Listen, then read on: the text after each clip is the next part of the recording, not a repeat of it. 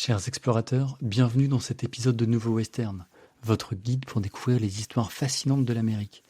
Aujourd'hui, nous partons sur les traces des premiers colons américains, ces hommes et femmes qui ont bravé l'inconnu pour construire une nouvelle vie en terre sauvage. Pourquoi ont-ils quitté l'Europe? Quels défis ont-ils rencontrés? Comment ont-ils survécu dans un environnement si hostile? Quels liens ont-ils tissés et quelles fractures ont marqué cette époque? Vous allez découvrir des anecdotes incroyables, des histoires de courage, de survie et des réflexions sur leur héritage complexe. Alors restez avec nous car cette épopée vous captivera jusqu'à la dernière minute. Bienvenue dans Nouveau Western, le podcast qui vous emmène au cœur de l'histoire fascinante des États-Unis d'Amérique.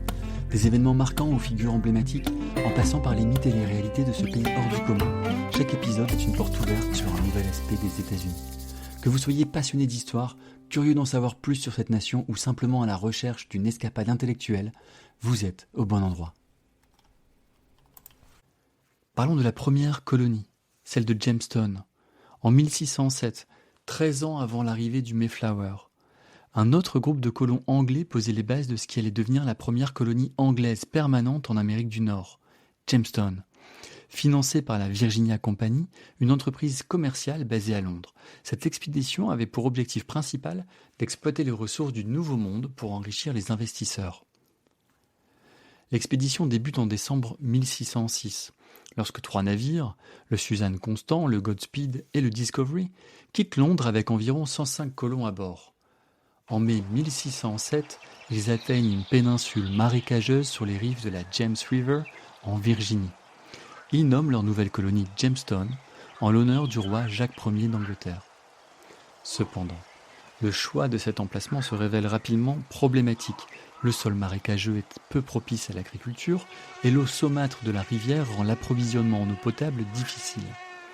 De plus, les moustiques porteurs de maladies telles que la malaria prolifèrent dans cette région humide, contribuant à une mortalité élevée parmi les colons. Dès leur arrivée, les colons entrent en contact avec la Confédération Powhatan, une puissante alliance de tribus amérindiennes dirigée par le chef Powhatan. Bien que les relations initiales soient tendues, elles incluent également des échanges commerciaux. Les Powhatan fournissent de la nourriture en échange de biens européens tels que des outils en métal et des perles. Cependant, les tensions montent rapidement, notamment en raison de la pression constante des colons pour accaparer plus de terres. Des affrontements violents éclatent, mais certaines figures jouent un rôle crucial pour maintenir une paix relative. L'histoire de Pocahontas, fille du chef Powhatan, est l'une des plus célèbres. Selon la légende, elle aurait sauvé le capitaine John Smith de l'exécution. Bien que les détails exacts de cet événement soient débattus par les historiens, Pocahontas devient un symbole de la possibilité d'entente entre deux cultures.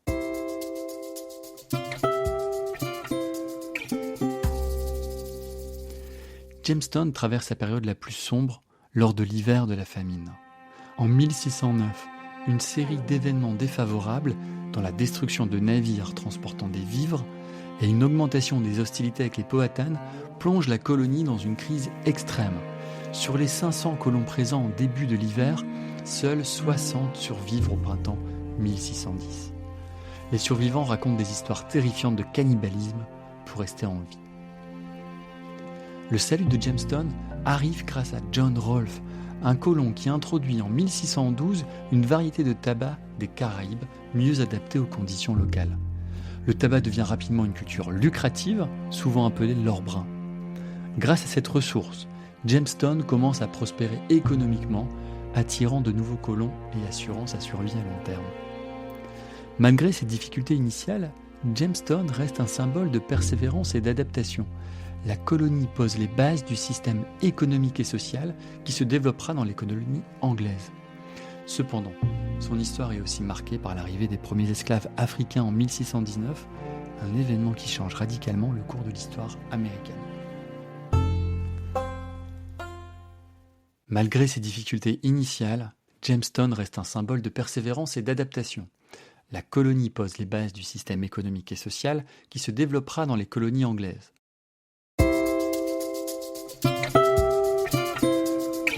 Souvenez-vous qu'au XVIIe siècle, l'Europe est une terre de bouleversements. Guerre de religion, épuisement des ressources agricoles et systèmes féodaux oppressifs poussent des milliers de personnes à chercher un nouveau départ. Parmi eux, les Pères Pèlerins se distinguent. Ce groupe de dissidents religieux cherche à fuir les persécutions en Angleterre. Leur rêve, pratiquer leur foi librement et trouver une terre où ils pourraient prospérer. Ils embarquent alors à bord du Mayflower en septembre 1620, remplis d'espoir mais confrontés à de nouveaux doutes. Leur voyage est marqué par des tempêtes violentes, une promiscuité insupportable et des rations alimentaires limitées.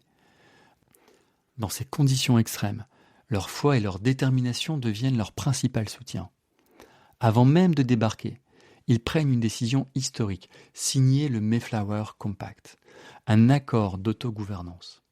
Cette initiative marque une première pierre pour la future démocratie américaine, établissant que leurs règles seraient basées sur le consentement de la communauté. Le 21 novembre 1620, les Pères Pèlerins atteignent les rivages du Massachusetts, près de l'emplacement actuel de Plymouth. Mais leur aventure ne fait que commencer. L'hiver glacial, les épidémies et le manque de vivres déciment la communauté. Sur les 102 passagers du Mayflower, seuls 52 survivent au printemps 1621. Ces pertes tragiques renforcent leur solidarité et leur détermination à bâtir une nouvelle vie. Pour se protéger du froid et des éléments, les colons construisent des cabanes rudimentaires avec des toits en chaume et des murs de boue. Ces habitations offrent peu de confort, elles sont sombres, froides et souvent infestées d'insectes. Les fenêtres sont rares, laissant peu de place à la lumière naturelle. Les sols sont en terre battue, souvent humides et peu propices à la santé. En revanche, chaque maison abrite un foyer central où les familles se rassemblent pour cuisiner, se réchauffer et partager des histoires. La diète des colons est austère, mais évolue grâce à l'interaction avec les autochtones. Pendant les premiers mois, ils survivent grâce à des rations de biscuits secs, de l'eau et parfois du gibier. Leur sauveur est Squanto, un Amérindien de la tribu Wampanoag qui leur enseigne des techniques agricoles vitales. Il leur montre comment planter du maïs, un aliment de base essentiel, et comment utiliser des poissons comme engrais naturel. Cette technique permet d'améliorer la fertilité des sols pauvres de la région. Mais comment Squanto a-t-il pu être en contact et communiquer avec les colons ? Eh bien, laissez-moi vous raconter cette anecdote fascinante. Squanto a été capturé et vendu comme esclave en Europe. Là-bas, il a non seulement survécu à cette expérience traumatisante, mais a aussi appris l'anglais et plusieurs coutumes européennes. Son retour en Amérique est marqué par un rôle unique, celui de médiateur entre deux mondes. Sans son aide, les colons auraient probablement péri. Les premiers mois sur cette nouvelle terre sont marqués par des rencontres décisives. Le chef Massasoit, des Wampanoag, voit en ces étrangers une opportunité de renforcer sa propre position face à d'autres tribus. Une alliance fragile naît entre les deux groupes, avec des échanges de connaissances de vivres et de protection mutuelle. En novembre 1621, les colons célèbrent leur première bonne récolte avec un festin. Ils invitent les Wampanoag à se joindre à eux, créant ainsi la légende du premier Thanksgiving.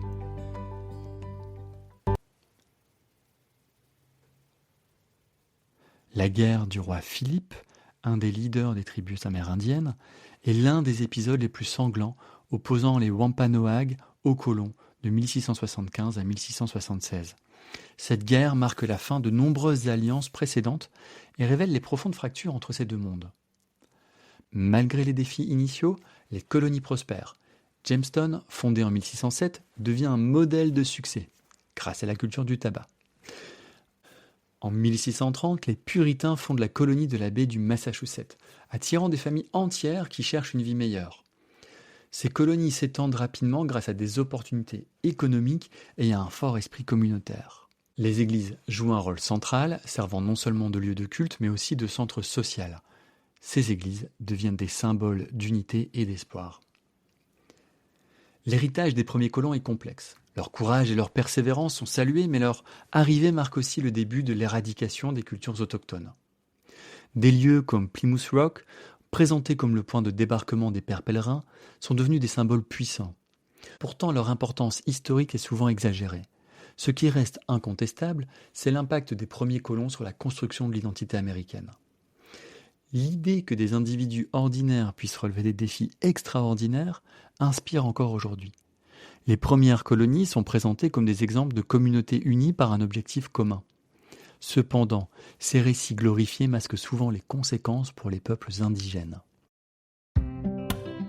Mes chers explorateurs, nous venons de traverser une époque fascinante, marquée par le courage et les contradictions. Les premiers colons ont posé les bases d'une nation, mais à quel prix ? Leur histoire est une leçon de résilience, mais aussi un rappel des complexités de la colonisation. Qu'en pensez-vous ? Quels enseignements pouvons-nous tirer de leur histoire ? Partagez avec moi vos réflexions en commentaire et n'oubliez pas de vous abonner à Nouveau Western pour continuer cette exploration captivante.